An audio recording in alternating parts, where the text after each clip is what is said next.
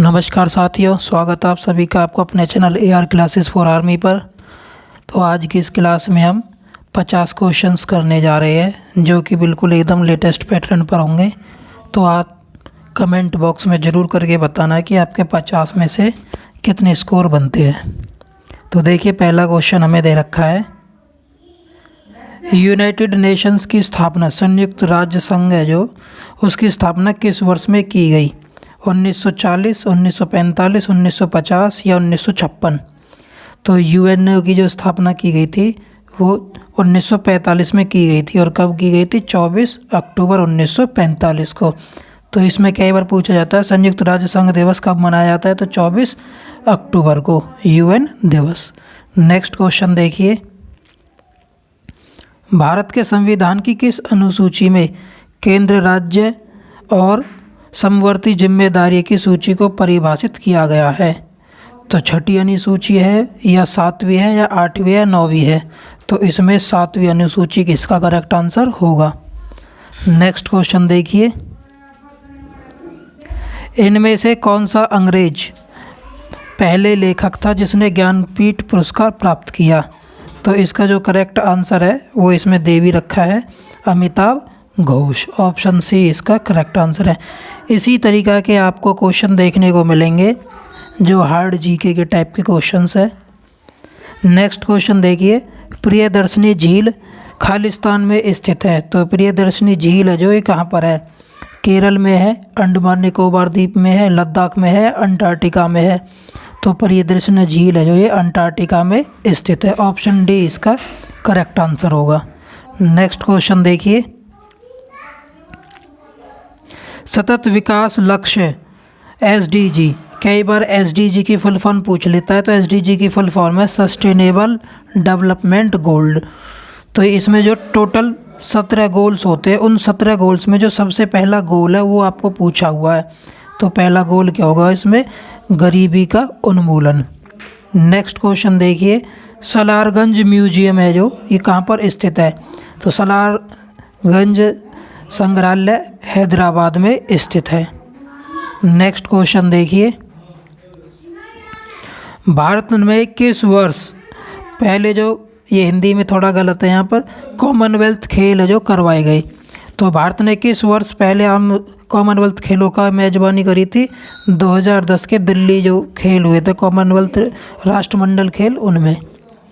Next question देखिए, किस मुगल शासक ने सती और झरोखा दर्शन का निषेध किया था? इनको पूर्णतः बंद कर दिया गया था।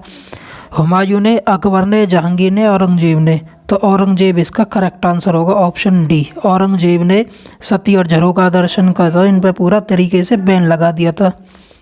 नेक्स्ट क्वेश्चन देखिए, पल्लवों की राजधानी थी, तो पल्लवों की राजधानी क्या थी भाई? कांची। तो ऑप्शन ए इसका करेक्ट आंसर होगा।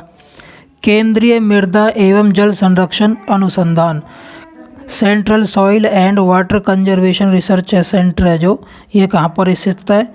ये देहरादून में स्थित है। ऑप्शन बी इसका करेक्ट आंसर है।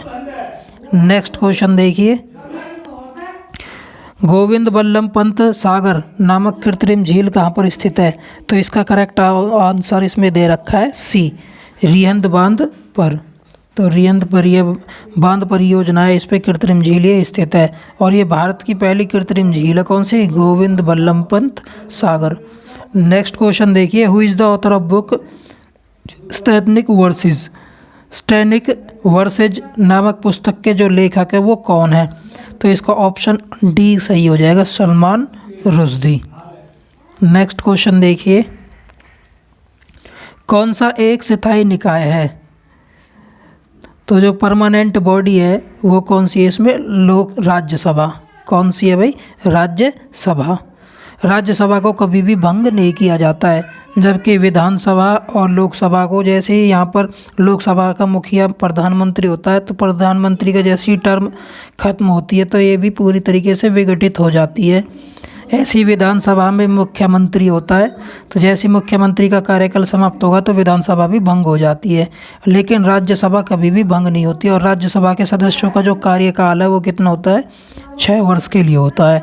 नेक्स्ट क्वेश्चन देखिए, निकोलो कॉन्टी एक प्रवासी था वो किस देश का था? तो ये इटली का था। तो ऑप्शन ए इसका करेक्ट आंसर होगा।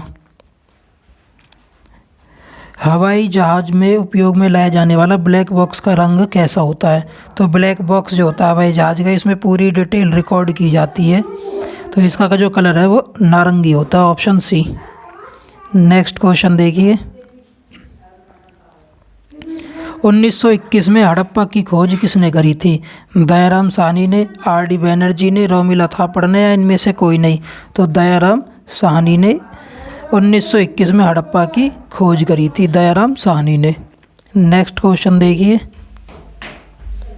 केंद्रीय आलू अनुसंधान संस्थान कहाँ पर है? तो ये शिमला में है। नेक्स्ट क्वेश्चन देखिए, 22वां फीफा विश्व कप का आयोजन है जो फुटबॉल का, वो कहाँ पर किया जाएगा 2022 का? तो ये किया जाएगा कतर में। नेक्स्ट क्वेश्चन देखिए, नरसिम्हन समिति का संबंध किससे है? तो नरसिम्हन समिति का जो संबंध था वो बैंकिंग क्षेत्र में सुधार से था। दिसंबर 2019 में कोरोना वायरस के संक्रमण की शुरुआत किस शहर से हुई? तो ये हुई थी वुहान, चीन के वुहान शहर से। नेक्स्ट क्वेश्चन, एक राज्य के महाविधिकता का कार्यकाल होता है। तो महाविधिकता होता है जो एडवोकेट जनरल होता है, एडीजी गवर्नमेंट का। तो इसका कोई भी कार्यकाल निर्धारण नहीं होता है, ये जब तक चाहे राष्ट्रपति की अनुमति से तब तक रह सकता है। नेक्स्ट क्वेश्चन देखिए, प्रसिद्ध ग्रंथ महाभारत का मूल नाम है। तो महाभारत का जो मूल नाम है वो क्या है? जय संहिता। तो ऑप्शन डी इसका करेक्ट आंसर होगा।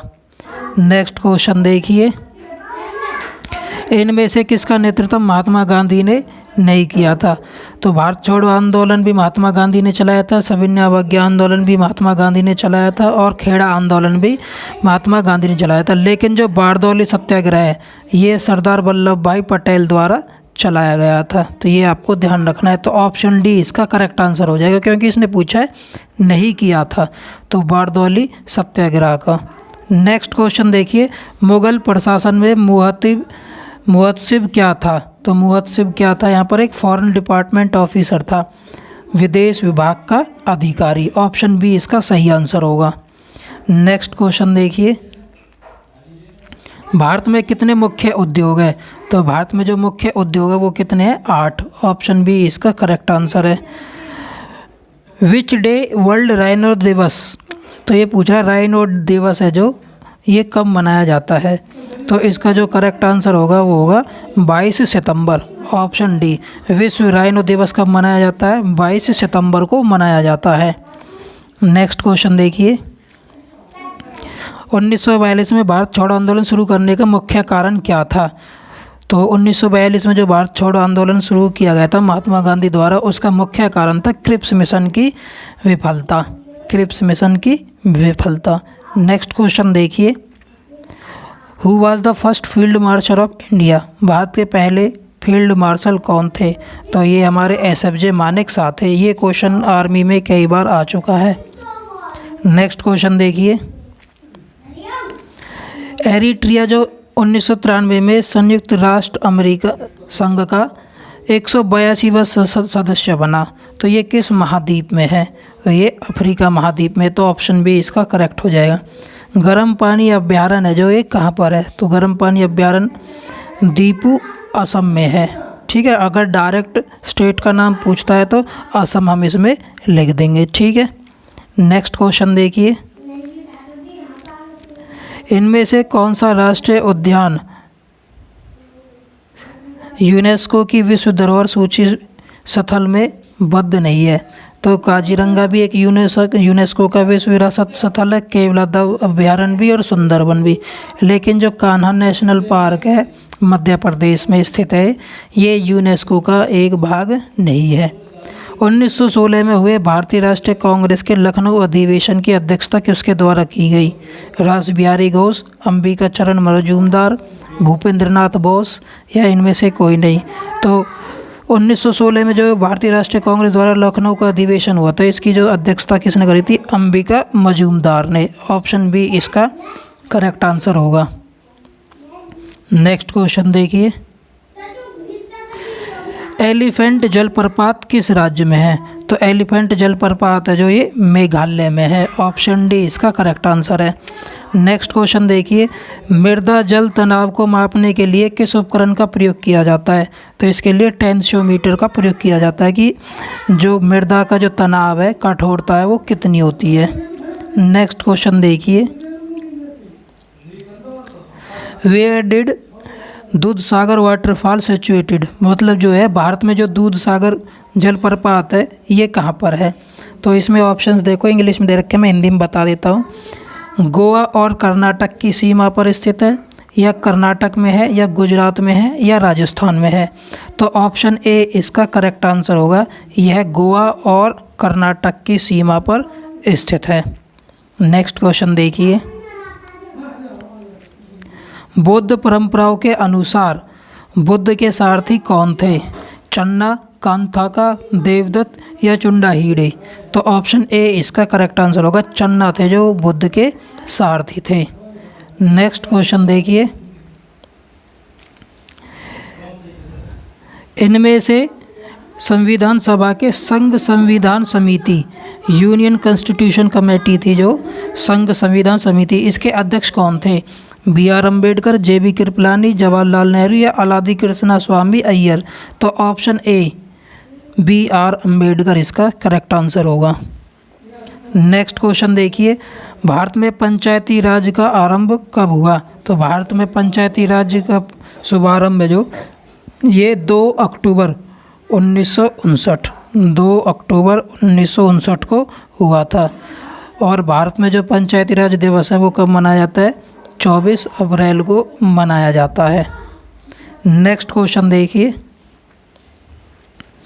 वर्णांध व्यक्ति होता है जो जिसको कलर ब्लाइंडनेस होती है, उसको कौन सा रंग नहीं देख पाता है?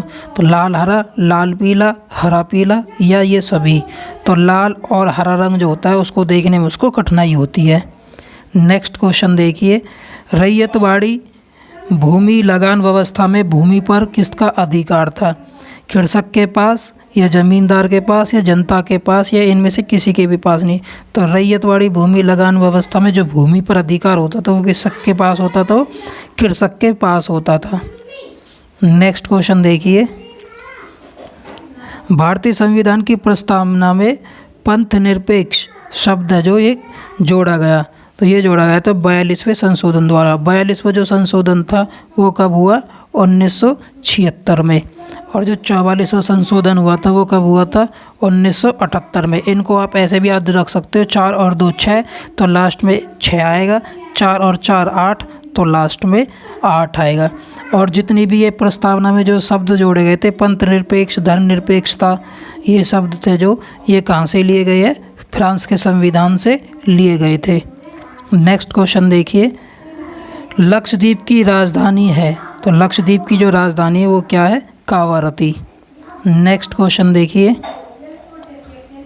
गोल गुंबज कहाँ पर स्थित है? अब देखो इस क्वेश्चन में आप सभी लोग घूम गए होंगे ऑप्शंस के हिसाब से। तो गोल गुंबज कहाँ पर है? बीजापुर, कर्नाटक के अंदर। लेकिन इसमें हमें ऑप्शन दे रखे बीदर, कालबुर्गी, विजयपुरा या धारवाड़। तो विजयपुरा इसका करेक्ट आंसर होगा। नेक्स्ट क्वेश्चन देखिए, देवबाग बीच है जो ये कहाँ पर स्थित है? देवबाग बीच है करवार में स्थित है। अगर इसमें स्टेट का नाम पूछता है कौन से राज्य में है, तो ये महाराष्ट्र आंसर इसका हो जाएगा। महाराष्ट्र के अंदर जगह है करवार, तो वहाँ पर ये स्थित है देवबाग बीच। नेक्स्ट क्वेश्चन देखिए, भारत सरकार द्वारा वित्त विधेयक किस सदन में पेश किया जाता है? तो भारत सरकार द्वारा जो वित्त विधेयक होता है ये लोकसभा में प्रस्तुत किया जाता है। नेक्स्ट क्वेश्चन देखिए, इसी में हमें दे रखा है ऑपरेशन क्लीन आर्ट है जो ये किससे संबंधित है? तो भारत और पाकिस्तान सीमा से सटे क्षेत्रों के आतंकी शिविरों को नष्ट करने का अभियान है, या नेवलों के बालों के गैरकानूनी व्यापार पर नियंत्रण का अभियान है, या ऑप्शन सी दे रखा है कि हाथी के जो दांत होते हैं, यहाँ पर देखो इंग्लिश में, हाथी के दांतों की तस्करी को रोकने का एक अभियान है, या नक्सली हमलों को रोकने का एक ये अभियान है। तो ऑप्शन ए इसका करेक्ट होगा। भारत और पाकिस्तान के सीमा पर सटे जितने भी आतंकी शिविर हैं उनको इन्हें नष्ट करने से संबंधित है। Operation clean art. ये मोस्ट इम्पोर्टेंट क्वेश्चन, ध्यान रखना, पूछा जा सकता है अब ये। नेक्स्ट क्वेश्चन देखिए, पीओके के किस जिले को भारत द्वारा जम्मू कश्मीर केंद्र शासित प्रदेश का हिस्सा माना गया है? मुजफ्फराबाद, मीरपुर और पुंछ, ये सारे के सारे पीओके अधिकृत है जो, वो सारे उसमें ये डिस्ट्रिक्ट्स है। तो ऑप्शन डी इसका करेक्ट आंसर होगा, उपरोक्त सभी। नेक्स्ट क्वेश्चन देखिए, भारत किस देश से MH-60 शेहॉक की बहुभूमिका और AH-64E अटैक हेलीकॉप्टर खरीदने के लिए सहमत हुआ है? तो ये अमेरिका से हुआ है, अमेरिका इसका करेक्ट आंसर होगा। नेक्स्ट क्वेश्चन देखिए, चुनाव आयोग है वो किसके चुनाव के संचालन की जिम्मेदारी लेता है? संसद की, राज्य विधानमंडल की, उपराष्ट्रपति राष्ट्रपति के कार्यकाल की, उपरोक्त सभी? तो उपरोक्त सभी। चुनाव आयोग होता है जितने भी संसद के होते हैं, जो हमारे MP बनते हैं, उन सभी के इलेक्शन कराता है। जितने भी राज्यसभा के ये स्टेट लेजिस्लेचर्स होते हैं उनके भी ये कराता है। और राष्ट्रपति उपराष्ट्रपति के चुनाव को भी ये कंडक्ट कराता है। और चुनाव आयोग का जो अंतिम इलेक्शंस जो वो कराता है राज्य के जो मुख्यमंत्री बनते हैं, उनकी भी जिम्मेदारी किसके बाद होती है? चुनाव आयोग के पास होती है। ठीक है, उसके बाद जितने भी हमारे राज्य के अंदर जितने भी नगर पालिका के होंगे, ठीक है, महापालिका के जो होंगे, तो उनकी सबकी जिम्मेदारी किसकी होती है? राज्य चुनाव आयोग की होती है। अब इसमें पूछा जाता है कि चुनाव आयोग का अनुच्छेद कितने से संबंधित है? तो ये चुनाव आयोग का संबंध कितने अनुच्छेद से हो जाएगा? 324 से। तो 324 अनुच्छेद किससे संबंधित है? चुनाव आयोग से। इसमें टोटल 3 सदस्य होते हैं, ये ध्यान रखना। नेक्स्ट, तो इस तरीके से भैया हमारे कंप्लीट 50 क्वेश्चंस हो गए हैं। तो आप ज़रूर कमेंट करके बताना कि आपको कितने स्कोर मिलते हैं इसमें। चैनल को आप ज़्यादा से ज़्यादा सब्सक्राइब कीजिए और वीडियो को शेयर कीजिए। जय हिंद, जय भारत।